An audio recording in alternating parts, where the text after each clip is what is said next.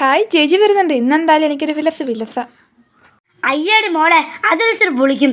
ഇന്നെന്തായാലും എനിക്ക് തന്നെയാണ് അവസരം. അമ്പടി ഗെയിമുകളെ രണ്ടിൻ്റെ മനസ്സിലിരിപ്പ് കൊള്ളാമല്ലോ. നിന്നെയൊന്നും കാണാനല്ല ചേച്ചി വരുന്നത്. ഇതേ ഓണക്കാലവാ. അപ്പം ഞാൻ തന്നെയാ ഇവിടുത്തെ ഹീറോ. രണ്ടും മിണ്ടാതിരുന്നു. ഞാനാണെങ്കിൽ പുറലോകം കണ്ട കാലം പറഞ്ഞത്. എന്നാണാവോ ഞാൻ പുറലോകം കാണാൻ പറ്റുന്നത്.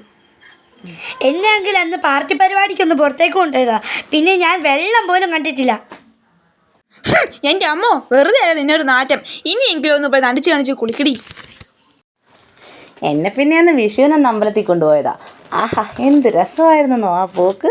അയ്യോ, ഇപ്പോഴും ഓർക്കുമ്പോൾ എനിക്കിതേ കുളിരി കയറുക. വിഷു കൈനീട്ടമൊക്കെ വാങ്ങി അന്ന് ഞാൻ കയറിയതാ ഇതിനകത്ത്.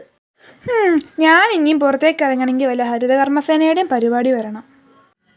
ഓണത്തിന് പുറത്തു പോകുന്നതൊക്കെ രസം തന്നെയാ. പക്ഷെ വടംവലിക്കൊന്നും ചെന്ന് ആ ചേച്ചി കയറാതിരുന്നാൽ മതിയായിരുന്നു. എൻ്റെ അമ്മയെ ഓർക്കുമ്പോൾ തന്നെ എനിക്ക് പേടിയാകുവാണേ. അതെന്താന്നോ എൻ്റെ പൊന്നോ, കാര്യം ശരിയൊക്കെ തന്നെയാണ്. വിശേഷ ദിവസങ്ങളിലൊക്കെ എനിക്കൊന്ന് കറങ്ങാനൊക്കെ പറ്റും. പക്ഷെ എങ്ങാനും ആ വടംവലിയിൽ ജയിച്ചാൽ പുറകോട്ട് ചന്തയും കുത്തി ഒരു വീഴ്ചയുണ്ട്. എൻ്റെ ഒരേക്കർ അങ്ങ് പോയി കിട്ടും. കഴിഞ്ഞ പ്രാവശ്യം വീണേൻ്റെ പാട് ഇപ്പോഴും എൻ്റെ ബാക്കിലുണ്ട്. നിങ്ങൾക്കത് വല്ലതും അറിയാവോ? ഞാനന്ന് സഹിച്ച വേദന ഇപ്പോഴും ഓർക്കുമ്പോൾ എൻ്റെ അമ്മോ, എൻ്റെ നെഞ്ചിലൊരു തീയ. ഒന്നും മിണ്ടായിരിക്കാമല്ലോ. കുറേ നേരമല്ലോ തുടങ്ങിയിട്ട്. ഇതന്നെതാ ചന്തയോ? നീയൊക്കെ വരുന്നതിന് മുമ്പ് ഞാനിവിടെ വന്നതാ. ആ എനിക്കില്ലാത്ത കൂത്തലാണോ നിനക്കൊക്കെ? പിന്നെ ഞാൻ പുറലോകം പോലും കണ്ടിട്ടില്ല.